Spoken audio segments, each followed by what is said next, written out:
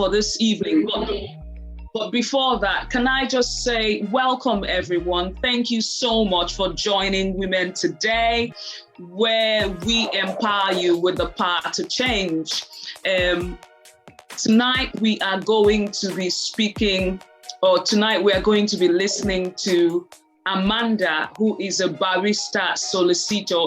She was just talking me through what it means to be a barrister solicitor, and I thought that was something, But she's going to be talking about something, empowering you to empower yourself. I don't know if you follow us on Facebook or Instagram, you would have seen that we put up a very interesting quote on empowerment by Kofi Annan. I would want you to go read that, like that, and follow our page, possibly. And whilst you're doing that, also follow our YouTube. But I'll go through all that with you much later. Ladies, if we could just put our hands together for Amanda as she takes the stage. Thank you, Amanda. Thank you. It's such an honor to be here tonight, and I'm really grateful to Lacadia for inviting me. I think it's been a long time coming that I was, for this to happen, and I'm really pleased to be here. As Dr. Claire said, I'm a solicitor advocate and I specialize in private family work. So I deal with, before everybody starts to shout, I deal with divorce, finance. I know, typical African, whenever I mention that I'm a divorce lawyer, everybody's like, no, you're not going to separate us. That's not what I do. I help people who have come to a point in their relationships where they want to separate, to be able to do so in the best way possible for their families, their children, and to retain some form of dignity, as it were, because it's one of the most challenging things that you could ever experience in your life. When Locadia got in touch with me and she was asking me what I wanted to talk about, I wasn't quite sure. I think it took me a while to come back to her about what I wanted to speak about. Later on, I decided that it's really about trying to empower everyone so that we are able to empower ourselves. I think there's a quote about, knowledge being a very, very powerful tool. And in my day-to-day job, the number of people that I come across who don't have the information that they need to make informed decisions about their lives, really.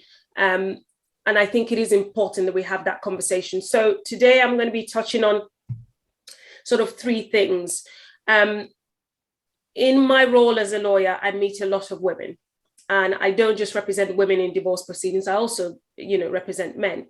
But with a lot of the women that I come across, I find that most of them are in a difficult position where they're being penalized for the decisions that they have made as a family. So say, for example, I give up my career, I stay at home, I raise our children, my husband goes to work, his career booms, he gets promoted, etc. And then when it comes to being divorced, say, for example, you've been married for 20, 25 years, I have no career whatsoever.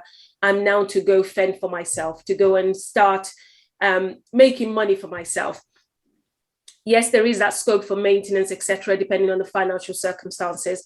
But the important thing to think of is, if this happens, how will you bounce back? Nobody thinks about that.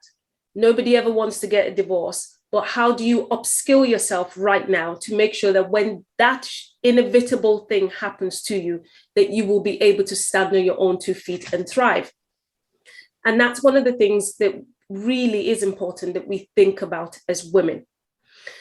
Whether or not it is a joint decision that you stay at home, what about doing some courses on the side to empower yourself, to give yourselves the tools to be able to say, hang on a minute, if anything should happen in this relationship, I do have something I can rely on.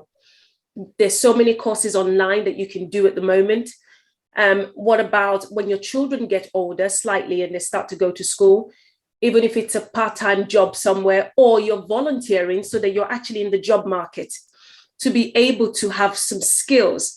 Because remember, the longer you are in a relationship, there are younger people that are coming that will take jobs because they will say you haven't got the knowledge, you haven't got the skills to be able to bring to those roles. So you may find yourself in a challenging position where you're unable to get simple jobs like clerking job or even admin assistant job or even supermarket job because somebody somewhere thinks that you're not qualified for it.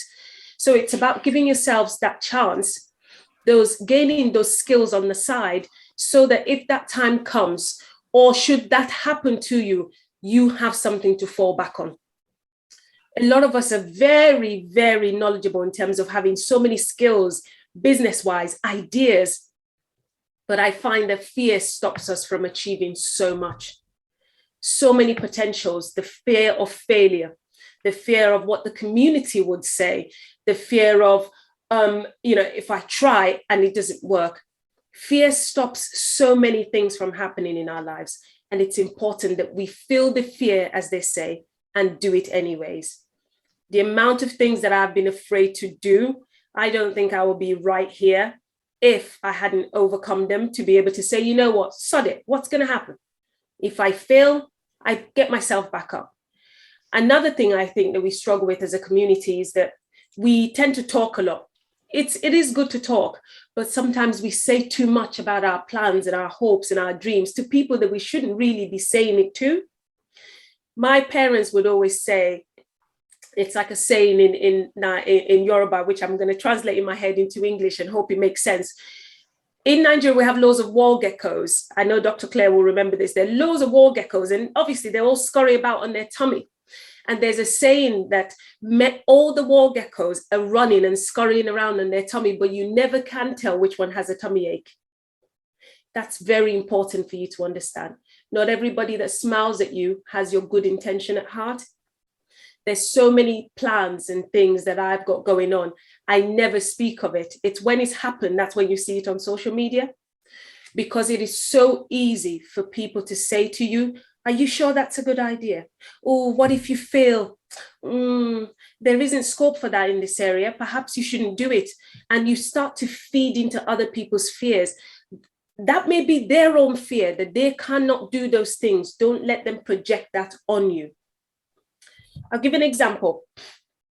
When I was going to change firms, I was absolutely terrified. I'd been at my current firm, my old firm, for 6 years. To then move on was quite frightening for me. Learning new systems, meeting new people. I felt like where I worked before was my home, but I knew that there was no career progression there for me. And I couldn't just stay there because I love the people I work with. And I had to make a choice. And I remember going for the interview, being offered the job, and I was still so afraid to say yes. I was afraid to leave. And I remember at 4 a.m. in the morning, I woke up. Didn't tell anybody I'd gone for an interview. I woke up at 4 a.m. in the morning. I sent the email to say, you know what, this is my notice, I'm leaving. When I got to work in the morning, exactly what I thought would happen was happening. I started to hear all the, oh my God, you can't go to that firm. They're horrible. People leave, blah, blah, blah. They're in a desperate financial position and things like that. And I repeated straight, this is why I didn't tell you I wanted to leave. Because those fears that you've got, you will project them on me and I won't leave. I joined the firm and so many positive things has happened to me since I joined that firm. So many. That probably would not have happened if I stayed. I don't know, I'm not God, but I like to think that I moved for a reason. There was a purpose to that move. There was a plan, and that's why it worked out that way. So it is important that we keep some things to ourselves. If you're doing a training course, get on with it, just do it. When you finish, you can tell your friend, oh, I've done a training course, I finished it, it was great. Because sometimes people smile at you, but inside, they don't really want you to do well. So that's a huge key. And that's something I learned from my parents. My dad would always say, he said, you know how you watch all those documentaries with his African accent? He said, you know how you watch all those documentaries and you see the lion about to go and pounce on a goat? Does the lion roar before it goes? No, it doesn't. It literally just crawls. And when it's ready, it pounces. And that's how you should see your life in terms of the things you are doing. Be silent with them. And when it happens, you share your news with everybody. And the people who will rejoice with you will rejoice. The people who are not happy will say whatever they need to say. That's their problem. It doesn't bother you anyways. And it's not going to change anything about what you're doing. So always, always think about yourself. do not let fear stop you from doing everything you want to do. Try and create a plan for yourself about what you want to achieve. Because you're married or you've got a partner who's doing well doesn't mean that you also can't do well. If you've always thought to write a book, get on and write it. All you have to do is just sit in front of a computer and just pour out your thoughts. If you've thought about opening a shop and making, candles, whatever, crack on, do a few, try and sell it to a few of your friends and see how you get on. You have to try first before you know whether it works or not. I've had so many ideas, trust me, so many.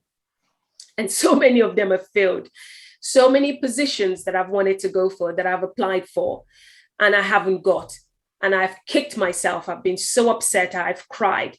But the only thing that I made sure I didn't do is to let those failures or the fear of failing determine where I'm going to go next. So we need to always, always make sure that we do get up and we go. I think as women, we work extremely hard. We're very resilient anyways. And all sorts is thrown at us. We have various obstacles in our way, especially as Black women. But as a community, we always have to come together. The other point I want to touch on, which is something that really gets on my nerves, and I don't know why it does, it's the concept of women being supportive of each other. Sometimes we're our own worst enemy. And rather than seeing each other as allies and supporting each other in the ways that we should, we see each other as threats and competition. And, oh, I'm not going to share this person's post because if I do, it means that they'll get more traction. Oh, I don't want that. Oh, I don't like what they're doing. That is a very bitter and negative attitude to have. Selflessness is so important. If your sister is doing well, you will also do well. Because when one person shines, all of us will shine. The amount of time somebody has said to me, oh, do you know that lady called Locadia? She's doing really well. I'm like, yes, I know her. She's my sister, but she's not my sister, but I know her and I'm proud of her. Because that is very important for us to do. In this region where there isn't a lot of us, we have to root for each other to be able to get to the positions where we need to be, where we can make changes systemically. Diversity is an issue in our region. Inclusion is an issue in our region. But if we actually support ourselves and we, shout about ourselves, then other people will do the same. You have to be confident enough in your own skin to see the person opposite you as an ally rather than a competition. Because at the end of the day, all of us want to win. I will go again with another one of my father's saying. He says, many species of birds fly in the sky, but they never collide. And that is so true, because all of us can do well. We all have different skill sets. Even if we have the same skill sets, it doesn't mean that we're in competition with each other. I know barristers in this area, I know solicitors in this area, but we're all rooting for each other at the end of the day. Because if, for example, somebody comes to see me, there's a conflict because another colleague of mine has seen them, I'm not going to say, oh, well, you can't go to that firm because they're not good. You can't go to that solicitor. I'm going to refer them to somebody else that I know will take care of them. Because at that point, it's about the client. It's not about me. And it's about making sure that they get the service that they need. And also making sure that I'm being supportive of others, because I'm sure they will do the same for me as well. I said I didn't want this to just be me talking at you. So please feel free, if there's anything you want to say as we're speaking, please do feel free to just say it. If you have any questions, feel free, because I'm so used to having an interactive sort of conversation with the work that I do. So it's a bit weird if I'm just talking at the screen. The other thing that I said, about being advocates for each other. If you're out and somebody's saying, oh, do you know this person that can do X, Y, Z and the other? Why would you not mention them?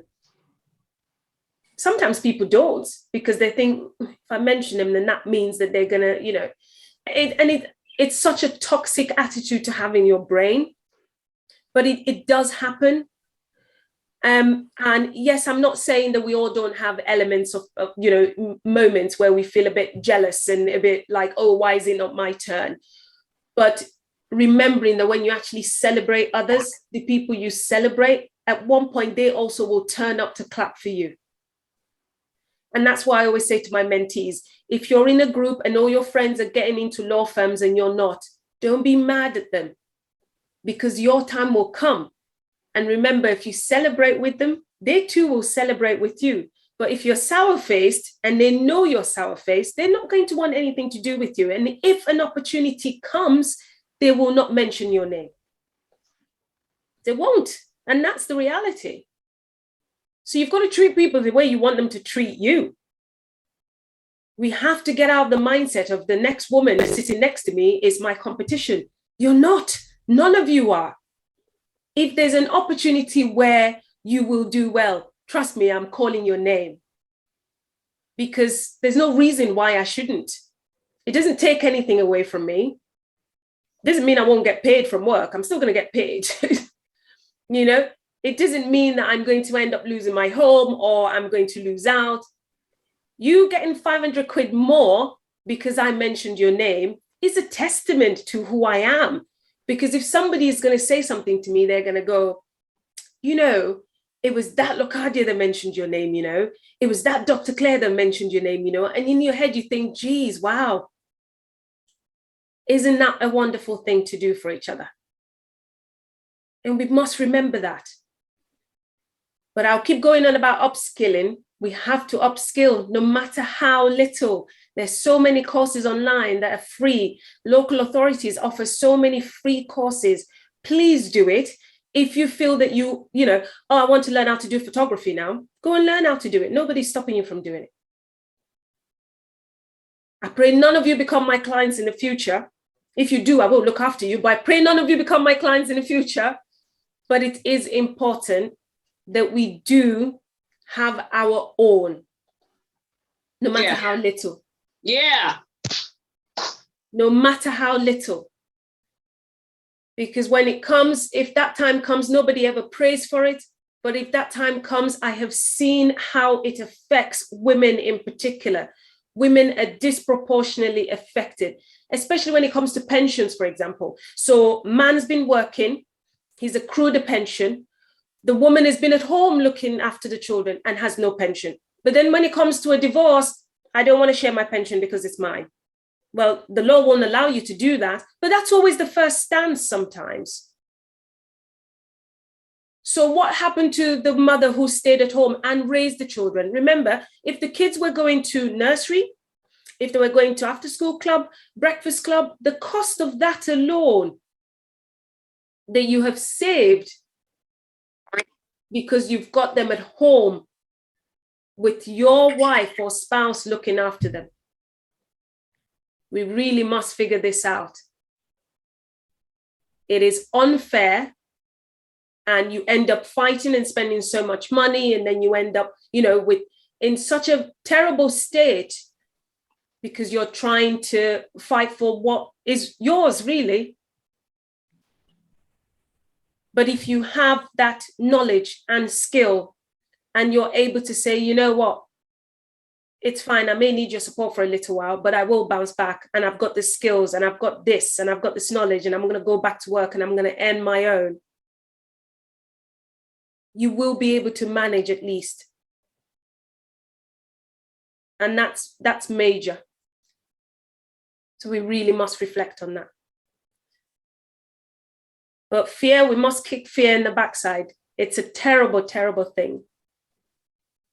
And when your heart starts to race and you think, oh my God, if I do this, it's not going to work. If I don't, if I even try, sometimes it's even the fear of the trying that cripples people.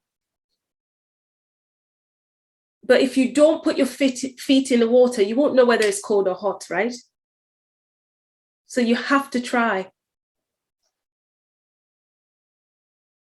And don't let anybody push their fear on you. It's so easy. That's very easy to happen. So be cautious with your circle. It's a warning. My mom always says, I don't have any friends. my children and my friends. She does have friends, don't mind her. But I see what she means. She keeps a lot to herself because it's important to her for her to do that. And that's one thing we must learn to do, because as a community, as I say, we are talkers, and we like to talk. We like to tell each other what's happening, what we're doing, etc. But we've got to be mindful that sometimes that advice that somebody's giving us may not be the right one for us. And the decision has to ultimately rest with you as to what you want to do with your life. So if there's anything you remember from this talk, is making sure that you upskill, no matter how little, no matter what it is, not allowing fear to stop you, being supportive of other people, other women in particular, no matter how little, just being there to just, whether it's to listen to something that somebody has got to tell you, and not being afraid, whether it's even be change. If you have to change something to be able to get to where you need to, change it, because you don't know what's on the other side of that change. I'm a living testament of that. And that change has come in so many different ways. Moving from Nigeria to London was scary. I didn't like it. I didn't want to do it. I hated my parents at first for doing it. Sorry, Mum, because I didn't know why they would want to take me away from my friends. But fast forward to a few years later, I see why they did it, and I appreciate them for doing it. Then come to moving from London to Darlington, where I knew nobody. Again, so many days I wanted to go back home. I wanted to go back to London. I'm like, no, I don't want to be here. It's so quiet. Because when we moved here, there wasn't a lot of people that looked like us. It was quiet. You could literally count how many people from minority backgrounds that you could see. But as time went on, the community changed. There's more and more people. It became more diverse. And that feeling of, I'm so afraid, I don't want this place, I want to go back home, changed to, oh my God, okay, this is where I am now. I've got to change it. I've got to make it my own. Then I started to open my heart and started to make friends, and, and things changed. Same with work. I'm afraid of moving. And then I moved. And then, you are reminded that you didn't want to move. Now see what's happened. You're there for 17 months. You went somewhere for 6 years, you weren't promoted. And then you're here for 17 months and you got promoted. And that is the thing. Being afraid, you may miss your blessing. And I that was a teachable moment for me. And now if I'm afraid to do anything, I put my, my tracksuit on and my hoodie, put my music in my ears, and then I walk around and I think to myself, what's the worst that can happen if I do this? And that's what you need to just think about. If I do it, what is the worst thing that can happen? And I'm grateful to my husband for that, actually, because after a week or so of working at my current firm, I wanted to hate everything about it. I would come home and mourn about the chair, the computer. This was rubbish. Oh my God, I hated everything. And he sat me down one day and he said, did they put a chain across your neck and said you can't move? I said, no. He said, well, if you're not happy, leave then. And I was like, well, he said, well, this is what you're doing. You're letting everything that everybody has said or that you've heard about the organization mess with your head. Lock that off and focus on what you like to do, which is being a lawyer. Focus on the lawyering part, and then see what happens. And that moment, everything changed. I now start to think about, oh my God, actually, there are things that I don't like. How will I change those? Then I started to have discussions about, okay, I don't like this. Can we change them? And thankfully, I work with people that are very receptive to my crazy ideas. And things started to change to the way that I started to feel at home where I work, because we spend more hours at work than we do at home. There's no point going in there for 7 hours and hating it. And those are pivotal moments, surrounding yourselves with people that will shake you in a way and say, right, come on, snap out of it. If you don't have people around you that will tell you the truth, you're wasting your time. People need to be I tell my friends, if I'm being an idiot, tell me. If I'm being, well, I use more explicit terms, but I won't swear. If I'm being an idiot, just tell me. If I'm being silly, tell me. And if you can't have people around you that will be honest with you to that level, then why are you hanging around with those people? You don't want any yes men around you. People need to call you out and hold you accountable for your actions and for the things that you say. So saying, I don't like working here. Well, why don't you? Rather than say, oh yeah, well, yeah, it's horrible, isn't it? People are really bad over there. Yeah, I get you. Yeah, I experienced that before as well. Yeah, I would just leave. Well, that's not the answer. If you tell me you don't like something, I want to know why. And when you tell me why, I explore with you, well, have you tried X, Y, Z, and the other? Have you tried talking to your boss? Have you tried talking to your line manager? Once you've done that, well, what happened after the meeting? Do you feel the positive changes were made? If not, what are you going to do about it? But I always end any of that leaving it to you, because it's your decision. I'm not going to project my feelings on you because you're the one who's working there. So it would be your decision to make as to whether you want to move or not. And those are the kinds of people that you need to have around you. I feel like I've been talking forever now. So questions, please. Yes, questions or comments will be much appreciated. It's been such an empowering time, not disappointing at all. Nolene, have you got something to say? Oh yeah, let me read what has been going on in the comment section or the chat room. We should not stop ourselves from moving forward. The truth sets free.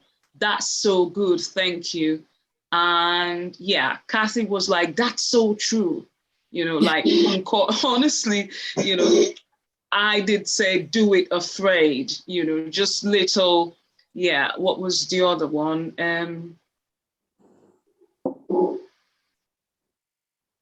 See, I speak about fear a lot because it's one of the things that it's just there. It's human nature. Yesterday, for example, you saw the video I posted. I was shaking before I went on that stage, but you would never know. No. Oh, by the way, guys, sorry to cut in. Can we all go follow Amanda on her page? Listen, she's got a lot to offer. She does this mentoring thing. I'm not a lawyer, but I learn a lot from all those posts, you know what I mean? And I can't help myself. I always reshare because I believe every woman needs to tap into your energy and your wisdom. Her name is, we've posted her a lot on our Women Today social media, and she is at Chronicles of a Family Solicitor. We could talk about your, what is it called now? Is it pseudonym? Or yes, my pseudonym, yeah. Your pseudonym. We could talk about that forever. How did you come up with that? But yeah, that's a conversation for another day, literally. But that was a maternity leave thing. And again, it stemmed from fear. I was afraid that going off on maternity leave, that I would be forgotten. So for me, when I was a trainee and just qualified, I was always at court. Everybody knew me, etc. And this is me now going off on maternity leave, and I will be, out of radar for about a year. And I was so worried that the judges won't remember me.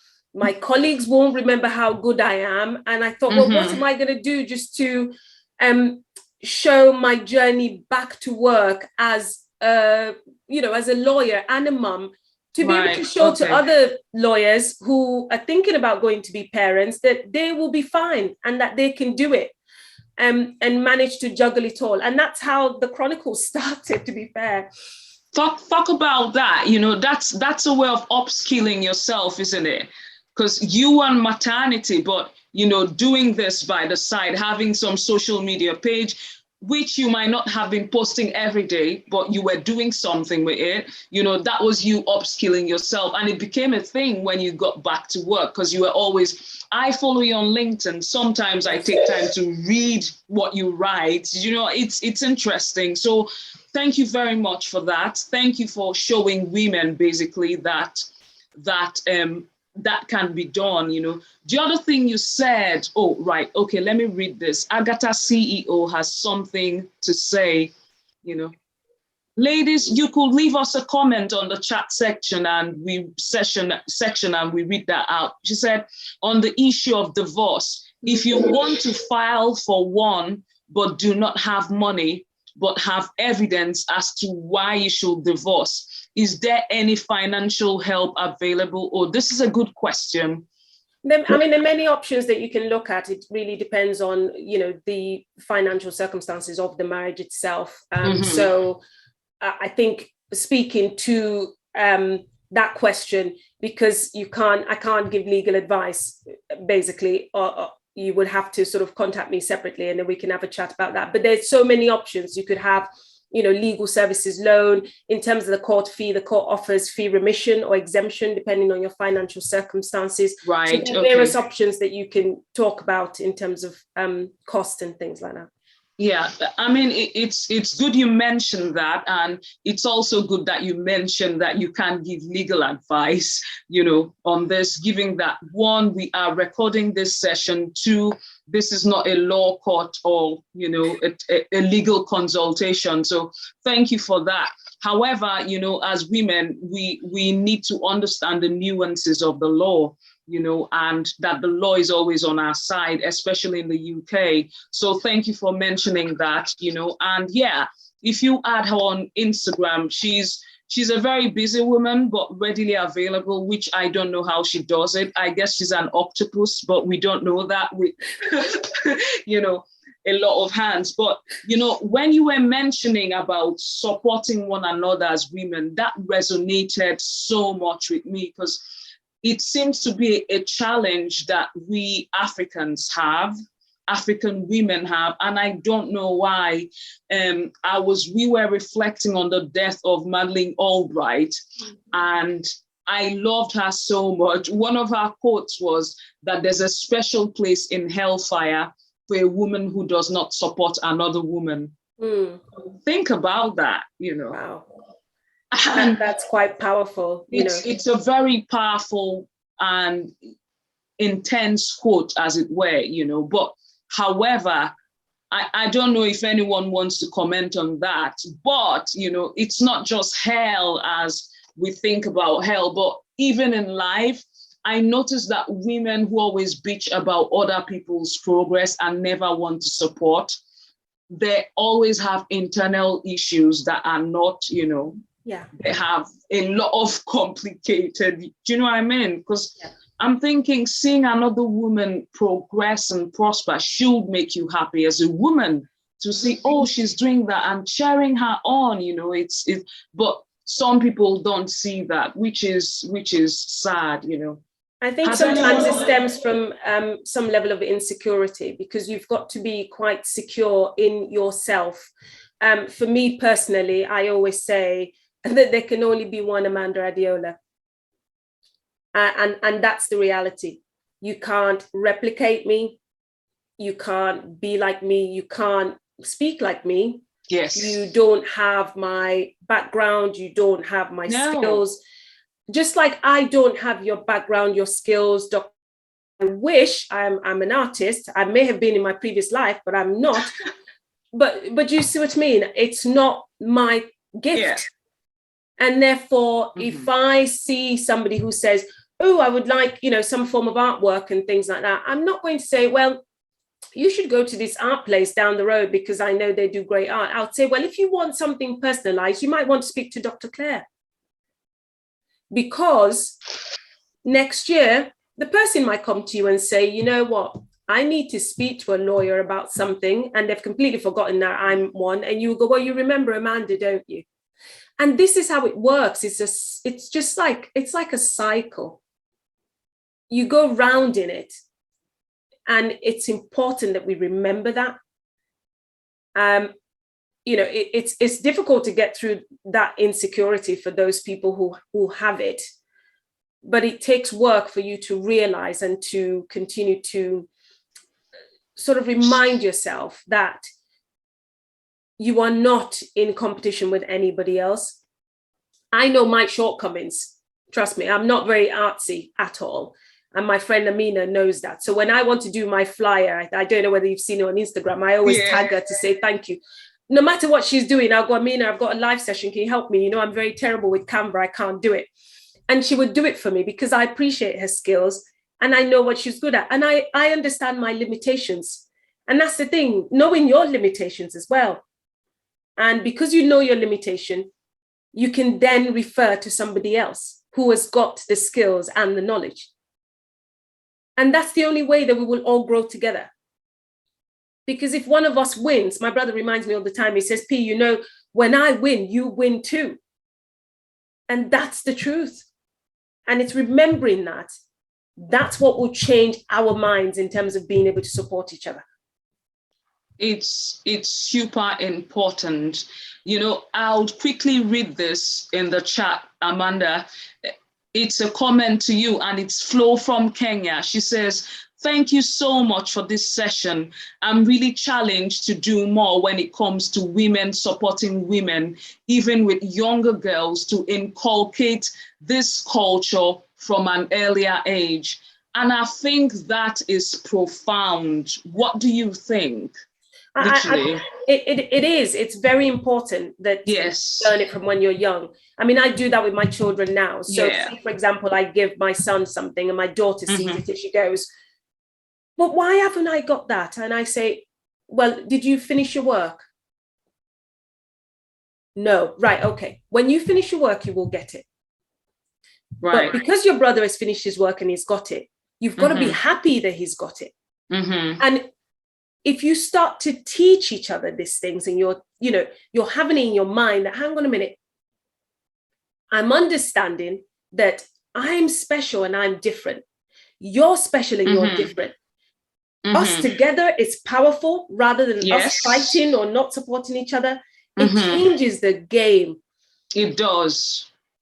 So many women that I've walked alongside in the legal profession, the only reason why I've been able to do that is because when it's time for me to say, this person is good at something, I've always recommended people because it doesn't bother me. It doesn't take anything away from me. No. And I know people might think that's not possible. You must be joking. Honestly, it doesn't bother me because if you're doing well, and you're happy, and I see an opportunity that will be good for you, and I know I can't do it, why am I not going to defer to you for you to crack on and do it? That is powerful. That is powerful. That is really, honestly, ladies, are you enjoying this session? I feel like I'm in the third heaven. Now we've got two has a question, Amanda, for you. Yeah. And it's here. Would you say procrastinating and fear are one in the same thing, or laziness and becoming too comfortable with what's available to you? Did I read that well? Yes, you did. I feel like I wasn't. Sorry? I've read it as well. Okay, right, okay. See, I kind of link procrastinating with fear because you are so afraid of doing it. That's why you keep saying, I'll do it tomorrow, I'll do it next tomorrow, I'll do it on Monday, I'll do it on Friday, but you never get to it. So you really ought to sit down and think, what's stopping me from doing it today? What exactly is stopping you from doing it today? So you've got the idea, you've got the plans, you've got it all set out. Why are you not doing it today? And, it's easy for you to fall into that loop where you're waiting and changing the date. And then by the time you realize, especially with ideas, by the time you realize somebody else has taken the idea and they've run with it. And then it's too late for you to do anything about it because it's whatever idea you had is already in the market. Somebody else is doing it. And when you then put yours out, it would then be that like you've copied somebody else's idea when it was yours in the first place, but you just never did anything with it. Even if it is to write things down as a goal, to say, I want to do this and I will do it in 3 months. Get yourself an accountability partner that will say, have you done it? That's what I do with my mentees. We agree what we're going to do. I check in. Have you done it? Why have you not done it? Oh, I've been busy. I was going to apply, but no, there's no excuse. You want to apply for it. If you don't get it, that's a different thing. But then if you don't apply, you never know whether you'd have got it anyways. And that's the thing I do with my brain. So there is a particular role that I would like to achieve at some point. And when I apply, if I don't get it, I get upset and then I go, I'm not going to do it again. And then the following year, it opens up again. And then I think to myself, I'm not going to do it. I'm not going to do it. What? But then something says to me in my head, what if this is the year that you actually do get it? So I get on and I apply. Because you just never know when your moment will come. So don't put things off. Just get on and do it. If it fails, it fails. Sod it. It doesn't matter. You will do it again.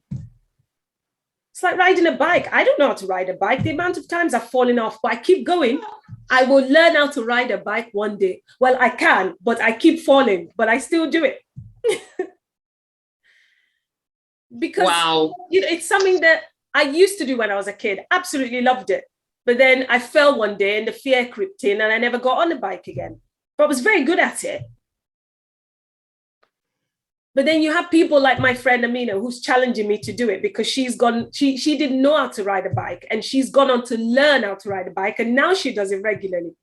Now I know how to ride a bike, but because I fell once, this is me, I'm not doing it anymore. But it was a terrible fall, I have to say. It was bad. And that's enough to put the fear of God in anybody. Exactly. But I know. I'm still going to do it. I don't know when, but I know I'll do it. But again, it's having that accountability partner to say, you have to do this. There's no reason why you can't. I know if I get on it, I will be able to do it because your brain doesn't forget because you know how to do it. It's like driving. If you don't drive for years, you remember what to do when you get in the car. But it's being resilient to keep going. I'm not going to embarrass myself by telling you how many times I failed my driving test, but I never gave up.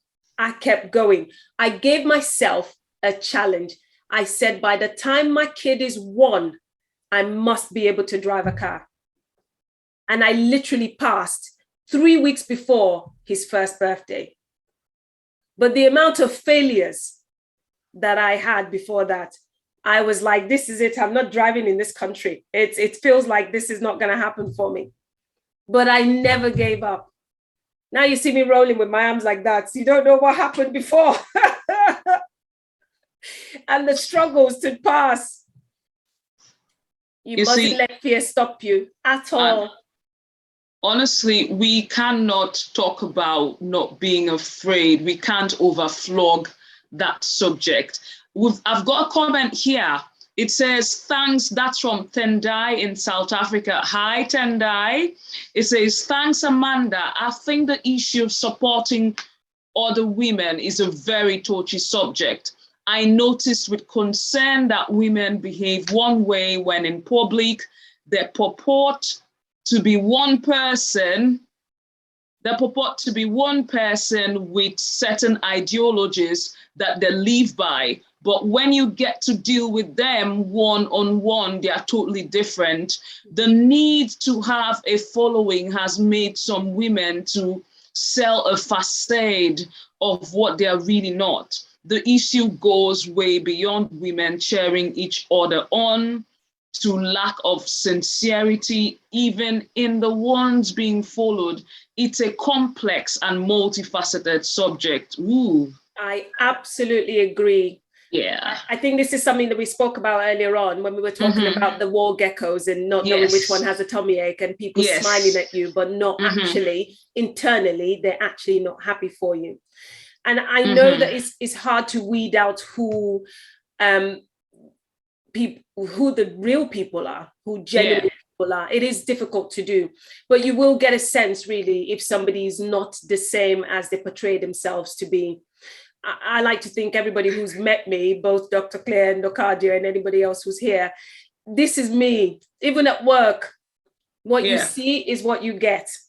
And that chick that dresses beautifully, go to work, look myself in the mirror, and I say, God, Jesus made a beautiful woman today. And everybody in the office, they've had enough of this, but that's true because I'm about positivity.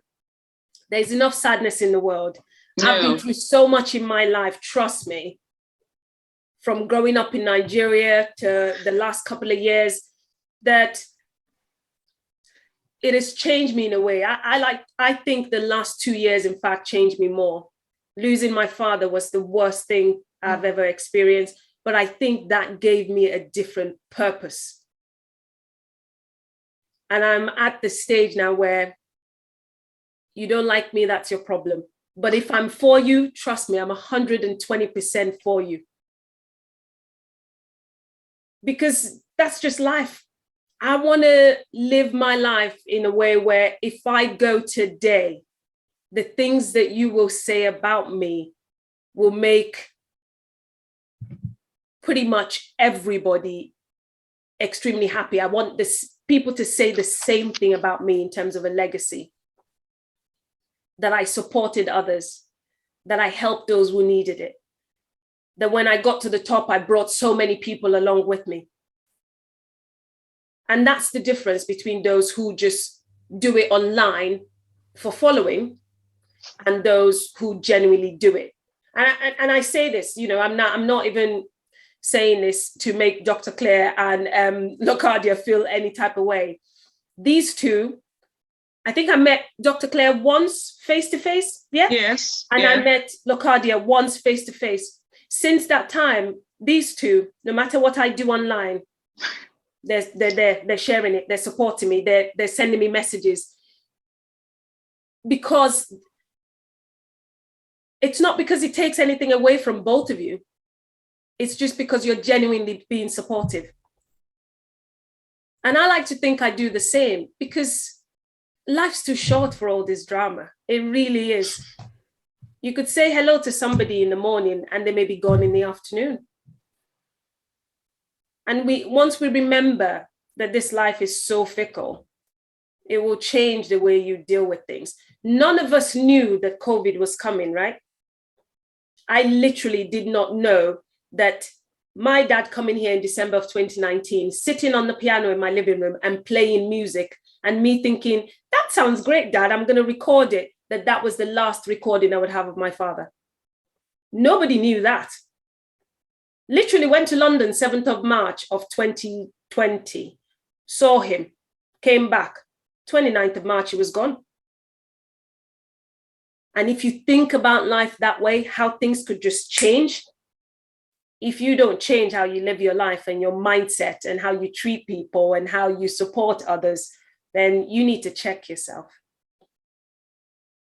You genuinely have to. Wow. We have had a very light-hearted yet very deep conversation, ladies. Think about it. Thank you so much, Amanda, for bringing 500% to this evening, not just 100%. I appreciate you. It's always a delight to listen to you speak. Kathy here has an interesting take to things. She says, I also fell on the bike when I was little and I've never been back on it. We're doing it together, Kathy. You and I are doing it together. You've got to come to Darlington. Let's do it together. Kathy, so yeah, go to Darlington and do it, I am never even, okay. And Bridget is seconding that. I can second that. I haven't met Locadia, but Bridget, you were way too kind, but you are the same, honestly. I can second that. I haven't met Locadia, but Claire is a great supporter of women. Well, the truth is, this is what we live for. This is what we are built for. as women, we must support one another, like Madeline, I'm sure none of us want to end up in a special part of hell, like Madeline Albright said, and we've learned a lot from this evening. Wow, what have we got more? We want to take all you've got to offer us tonight, please. I haven't got any more to say, actually. I think that's all that I prepared. It's just, we just have to remember that, as they say, fear is the killer of joy, and we need to just go for whatever we want. Fear is the killer of joy. We could talk about that, and like you said, life is so fickle. We need to be intentional about being kind to one another, supporting one another. Like you said, someone you spoke to in the morning, and then in the afternoon, the person is no more there. Kathy says, thank you so much, Amanda, for this. Thank you, Kathy. Thank you. Now, ladies, we are going to have this recording on our YouTube page. If you haven't subscribed to our YouTube, I'm judging you seriously. I am judging you with a good conscience. You need to support our YouTube page. But I have been talking forever. I would want our director, Locadia, to please speak to us. Thank you, Dr. Claire. Thank you so much. Amanda, what can I say? Ladies, I'm sure just put your hands together just to appreciate this amazing woman. Like you said, I met you once, and the day that I met you, I tell you what, you made such a huge difference in my life.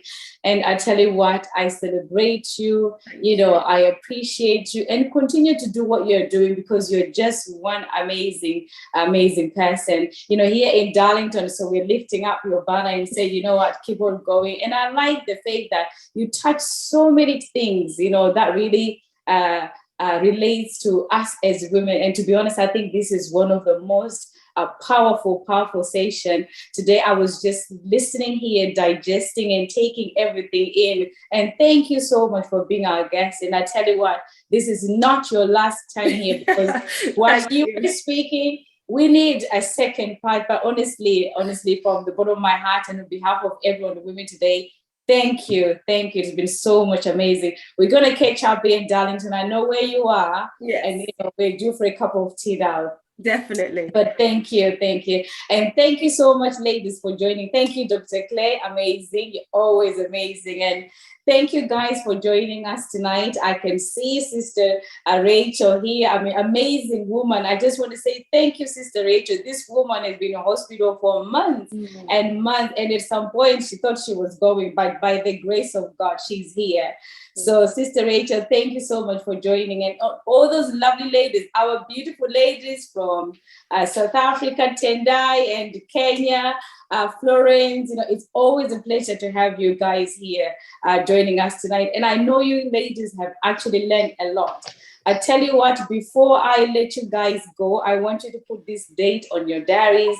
The 6th of August this year is going to be an amazing time. So put this date in your diaries, because we've got so many surprises coming your way. We're going to make this day a day to remember. But again, I just want to say thank you so much for joining us and for leaving everything in your homes to just come and to be empowered. This is exactly what we do at Women Today. And to all our everyone, all the ladies, have a very good night. And to our guests, thank you. Thank you so much for having me. I appreciate you. Thank you. Thank you. I will call you. And thank you, guys, and have a very good night. Bye, Dr. Claire. See you soon. Bye, Amanda. See you soon. Bye, ladies. Thank you so much. And please remember to subscribe to our YouTube page, which is just Women Today. Also follow us on Facebook, Twitter, and Instagram.